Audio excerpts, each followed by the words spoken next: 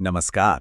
आज हम बात करेंगे एक ऐसे सफर की जो एक छोटे से रेलवे स्टेशन पर चाय बेचने से शुरू हुआ और दुनिया के सबसे बड़े लोकतंत्र के प्रधानमंत्री पद तक पहुंचा। ये कहानी है नरेंद्र मोदी की। तो चलिए आज उनके जीवन के उन पड़ावों को समझते हैं जिन्होंने इस असाधारण यात्रा को मुमकिन बनाया, जिसमें संघर्ष था, संकल्प था और एक खास दूरदृष्टि थी।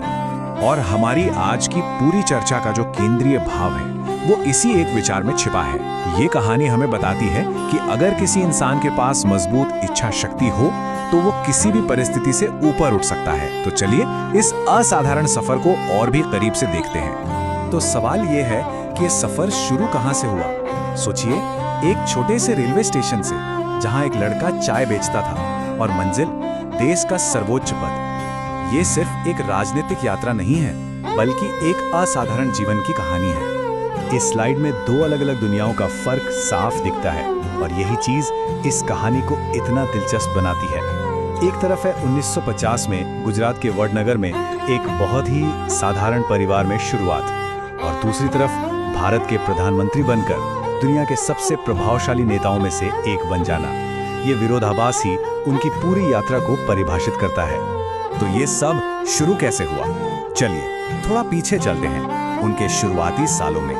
देखते हैं कि कैसे उनके बचपन और आध्यात्मिक खोज ने उनके व्यक्तित्व की नींव रखी। उनके जीवन के शुरुआती पड़ाव कुछ ऐसे थे।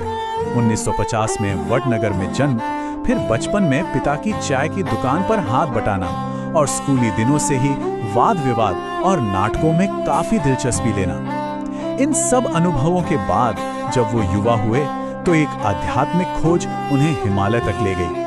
आप देखें तो हर पड़ाव उनके व्यक्तित्व को एक नया आयाम दे रहा था। उनके टीचर्स भी बताते हैं कि मोदी पढ़ाई में बहुत तेज नहीं थे, पर अनुशासन और जिज्ञासा उनमें भरपूर थी। खासकर भाषण देने और वाद विवाद में उनकी काफी रुचि थी। और एक दिलचस्प बात यह है कि एक नाटक में उन्होंने एक सन्यासी की भूमिका भी निभाई थी। ये शुरुआती शौक शायद अनजाने में ही उनके भविष्य के व्यक्तित्व की नींव रख रहे थे। और ये बात उनके बचपन के अनुभव के महत्व को बहुत खूबसूरती से दिखाती है।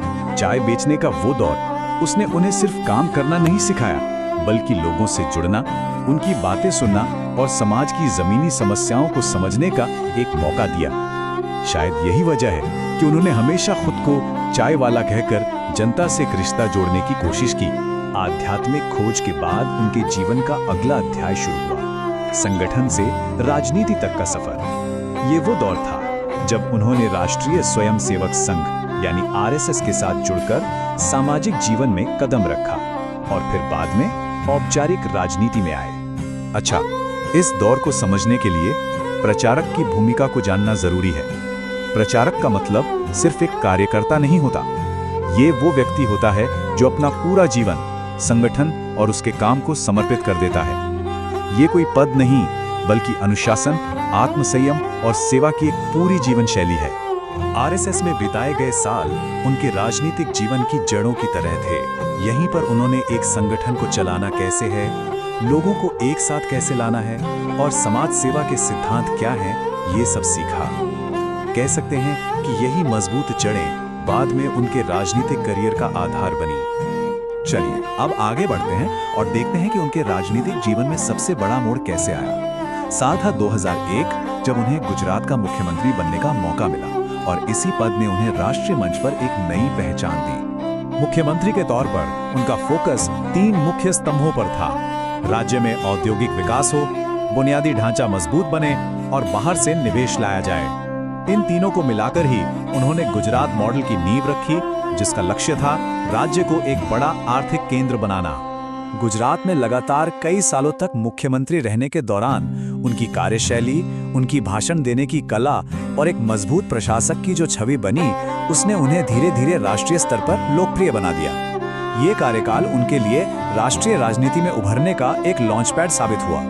और फिर आया साल 2014 का वो ऐतिहासिक चुनाव जब नरेंद्र मोदी राष्ट्रीय राजनीति के बिल्कुल केंद्र में आ गए। अब हम उनके प्रधानमंत्री के रूप में कार्यकाल को देखेंगे। 2014 का लोकसभा चुनाव भारतीय राजनीति में एक बहुत बड़ा मोड़ था। उनका पूरा अभियान 3 मुख्य स्तंभों पर टिका था: विकास, रोजगार और एक मजबूत नेतृत्व। इस संदेश ने वोटर्स को काफी प्रभावित किया और नतीजा भारतीय जनता पार्टी के लिए एक ऐतिहासिक जीत के रूप में सामने आया। और फिर 26 मई 2014 को वो सफर अपने शिखर पर पहुंचा, जब नरेंद्र मोदी ने भारत के 14वें प्रधानमंत्री के रूप में शपथ ली। ये सिलसिला यही नहीं रुका।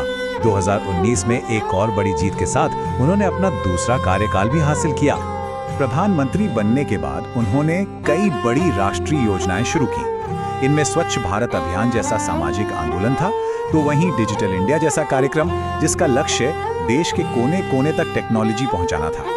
साथ ही मेक इन इंडिया और स्टार्टअप इंडिया जैसी पहलों का मकसद भारत को एक वैश्विक मैन्युफैक्चरिंग और इनोवेशन हब बनाना था। तो अब हम इस पूरी चर्चा के अंतिम हिस्से में हैं। यहाँ हम उनकी नेतृत्व शैली और उनके जीवन से मिलने वाले संदेश को समझने की कोशिश करेंगे। अगर हम उनके लीडरशिप स्टाइल को देखें तो कुछ चीजें बहुत साफ दिखती हैं।